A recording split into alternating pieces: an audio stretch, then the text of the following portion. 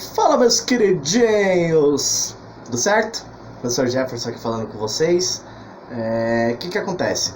Gente, hoje a gente vai comentar um pouquinho sobre o capítulo 4 da apostila de vocês, que ele trata sobre sucessões ecológicas e sustentabilidade, certo? Se vocês perceberem aí, página 648, ele é bem curtinho, né? Ele abrange basicamente, deixa eu só ver aqui pra gente não falar coisa errada.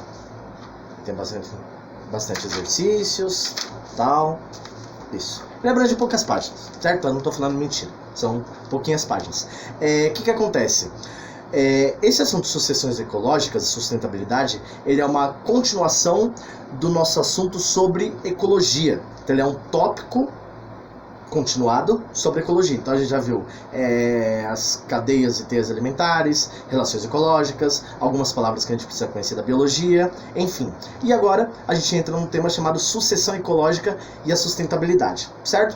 Sustentabilidade, para quem não sabe, são maneiras que a gente tem ou tenta para melhorar a condição de vida da gente e das outras espécies. Então são ações para melhoria da nossa relação com o meio ambiente. Ações ecológicas. Ecologia é a relação dos seres vivos com o meio ambiente, como que a gente se relaciona, e as outras espécies também, com a natureza que está inserida no contexto do nosso planeta. Então ser sustentável ou ter ideia de sustentabilidade é você pensar em medidas que melhorem a relação entre ser vivo e meio ambiente, certo? Mais ou menos isso.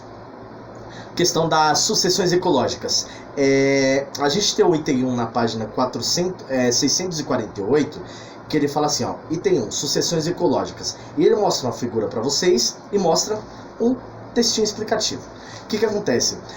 Sucessão ecológica ou sucessões ecológicas, em linhas gerais, são etapas de condições ambientais, para a gente conseguir resumir. Então são etapas de condições ambientais. Professor, como assim? Bom, mostrar pra gente como que seres e a natureza vai se organizando ao longo do tempo. Então você pega um espaço e verifica como que esse espaço era e como que ele foi avançando ou se modificando ao longo dos anos, décadas, séculos e por aí vai. Então, sucessão ecológica é você pensar em um espaço e como que ele se modificou ao longo dos anos, de um período, certo? Pode ser anos, pode ser décadas, pode ser meses, eu posso fazer qualquer análise. Então você tem um período e você vê como que esse espaço que você está querendo analisar, ele se modificou ao longo de um período que você estipula, certo? Professor, mas quando você considera períodos ou quando você considera espaços, cada espaço ele se modifica de uma maneira diferente, porque assim ficaria difícil pensar na modificação de um espaço que é uma caatinga, por exemplo, e a modificação de um espaço que é um cerrado, ou do Pantanal. Como que essa modificação ela acontece de acordo com o período?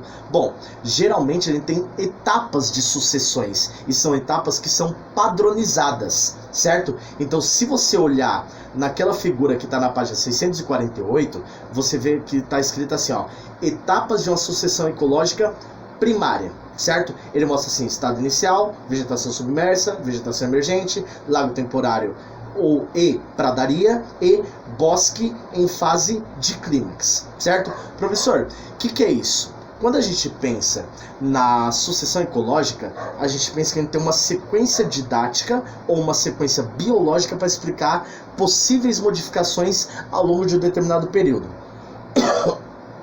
Foi mal. E ao lado ou acima dessa figura, ele explica bem. Ao longo dessas sucessivas colonizações, é muito comum que espécies tardias eliminem por competição algumas espécies previamente estabelecidas. Com o tempo, o número de espécies e de biomassa, que é a energia, cresce e, consequentemente, o número de nichos ecológicos, disponibilidade para a vivência do ser, ocupados também.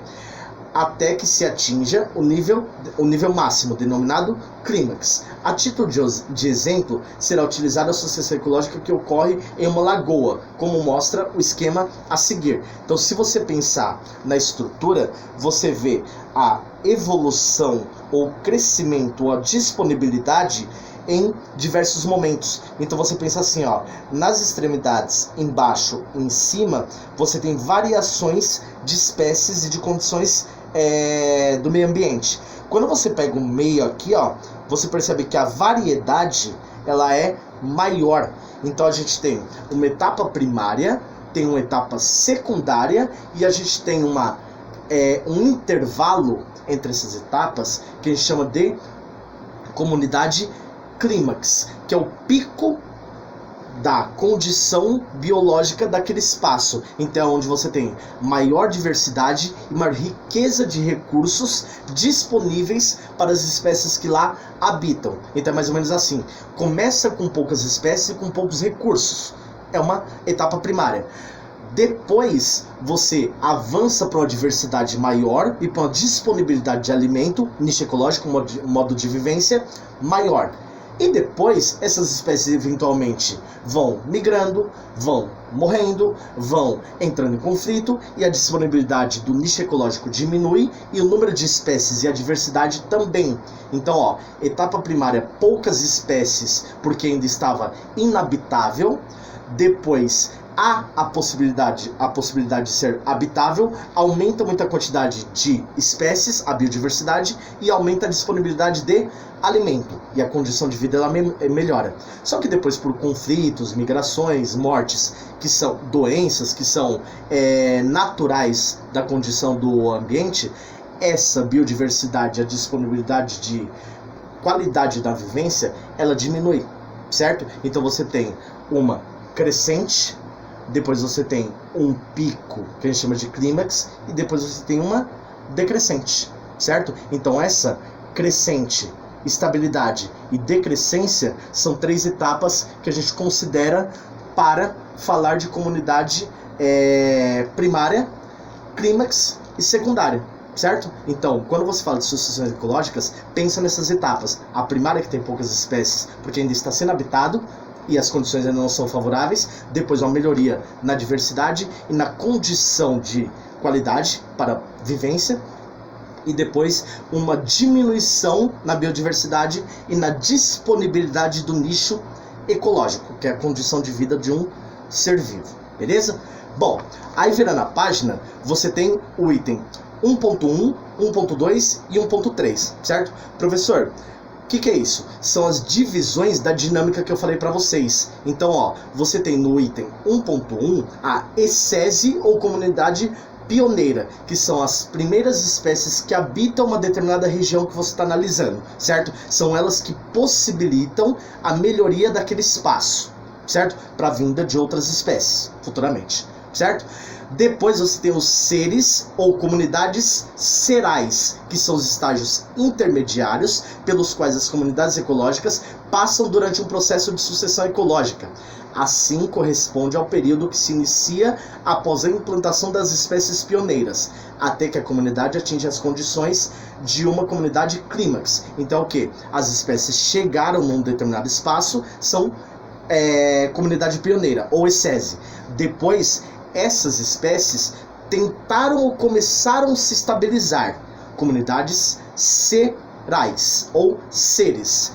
Depois, essas espécies já se estabilizaram e elas começam a aumentar a diversidade e a possibilitar uma condição de vida melhor, que é o clímax da sucessão ecológica, certo? Então o que eu disse para vocês é justamente o que mostra no item 1.1, 1.2 e 1.3, certo? Não descrevendo aí a diminuição pós-morte, pós-migrações, pós-doenças, pós-desmatamentos e por aí vai. Então você considera, dentro da possibilidade de habitar e de se desenvolver, 3 etapas. E uma etapa secundária seria o declínio dessa sucessão ecológica, dessa biodiversidade, certo?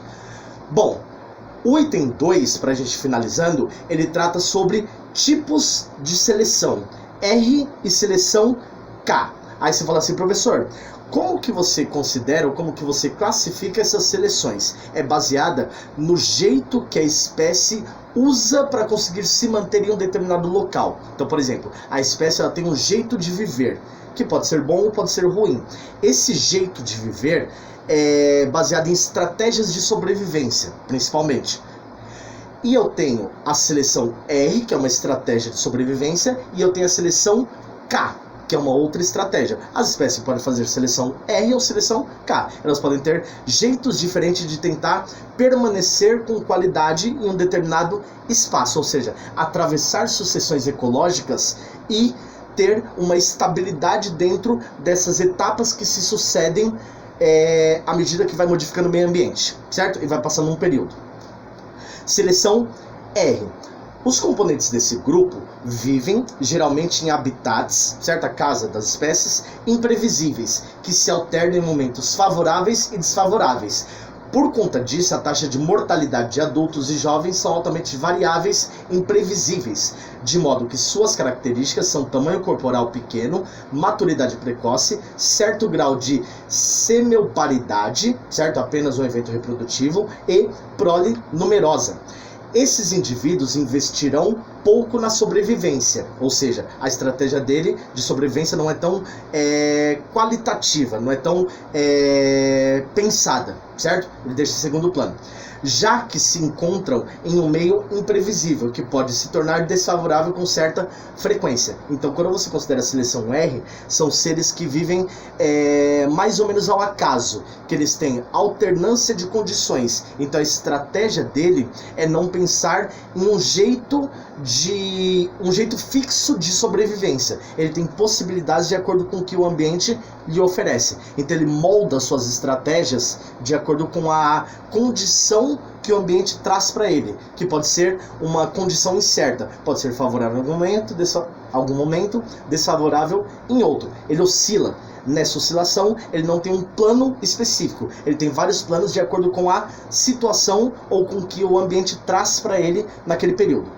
E a seleção K, uma população K estrategista, vive em um habitat relativamente constante. Então são espécies que são mais seguras, não são espécies que têm uma certa oscilação, são espécies mais cuidadosas. Elas têm um ato de prolongar a vivência de uma certa forma em um determinado ambiente por bastante tempo, certo? Continuando. Adapta-se a uma intensa competição, já que tende a viver em um ambiente adensado, próximo à capacidade de suporte do meio. Suas principais características são tamanho corporal maior, reprodução tardia, heteroparidade, vários eventos reprodutivos, ou seja, tem várias épocas e possibilidades de reprodução, e prole de grande porte, e é pouco numerosa, ou seja, gera poucos descendentes por fecundação, mas são filhotes grandes, certo?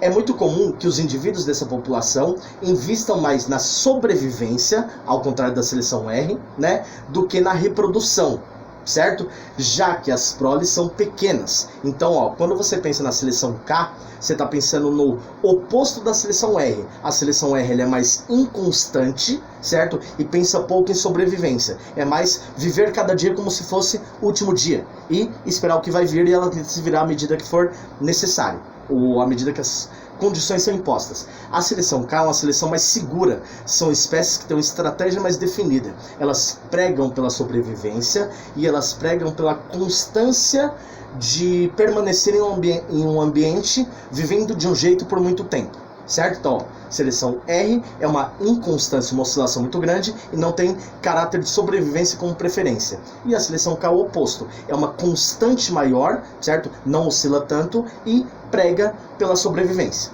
certo? Bom, virando a página pra gente finalizar, certo? Que já tá indo bastante tempo, eu sei.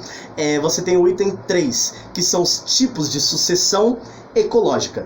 Felizmente a gente só tem dois, que é a sucessão ecológica primária e a sucessão ecológica secundária. Professor, o que são sucessões ecológicas? Lembra para mim de novo? Bom, a gente tem um tempinho e tal. Lembra, sucessão ecológica é quando você analisa a condição de habitação de um espaço durante um período de tempo. quando os seres vão chegando, quando eles vão conseguindo se estabilizar, quando eles têm um pico muito alto de biodiversidade e de disponibilidade de recursos, e quando ele vai declinando, certo? Só que eu tenho a primária e a secundária. Uma sucessão ecológica ou uma mudança, uma evolução primária é aquela que se desenvolve em ambientes absolutamente inóspitos, ou seja, começa do zero, certo? Que ele fala assim, ó, na qual os 3 estágios ocorrem. Excese, certo? Que é a primeira parte, que é a chegada das espécies, depois seres, né? Que é a estabilidade das espécies, e depois o pico, que é o clímax, certo? E quando você considera a sucessão ecológica secundária, você considera uma sucessão ecológica onde já houve um clímax anterior, só que ele foi deposto. Então ele teve aquele declínio que eu falei para vocês e voltou a ser uma estabilidade primária, ou seja, ele regrediu, ele teve o crescimento e teve o declínio. Após esse declínio surge uma outra sucessão, e essa sucessão ela tem a mesma evolução, ou seja, um ser foi para lá, habitou aquele espaço, ele conseguiu se adaptar àquele espaço e depois disso ele conseguiu atingir o clímax naquele espaço durante um período de tempo, certo? Quando ele faz esse processo aonde já houve uma comunidade clímax anterior, é sucessão secundária ecológica. E quando você pega do zero, não houve clímax ainda num determinado local, e a espécie ela aparece, ela vai para lá, ela se estabiliza lá e ela se desenvolve e atinge o clímax lá. Foi a primeira espécie. Quando é pioneira, é primária. Quando já houve clímax anterior, é secundária. Certo? Isso está na página 650. Gente, faça os exercícios, não esqueçam de mandar dúvida para mim, certo? Meu e-mail Jefferson dos Santos, tudo junto, 853, também junto, @gmail.com. Pega meu número no WhatsApp, manda no Face, Instagram, enfim, tentem mandar as dúvidas para mim, pra gente conseguir conversar sobre isso, porque como eu disse para vocês ainda quando estavam juntos em sala de aula, assunto de ecologia é um assunto super importante para o Enem, para os vestibulares. É bastante pedido dessas provas, que vocês eventualmente vão fazer ao final desse ano ou futuramente, mas é super importante. Então, tirem essas dúvidas, perguntem, falem, estou totalmente disponível. Gente, contem comigo, mais uma aulinha aí, assistam, façam marcações na apostila, treinem os exercícios e vai dar tudo certo. Até mais, um abraço e é nóis!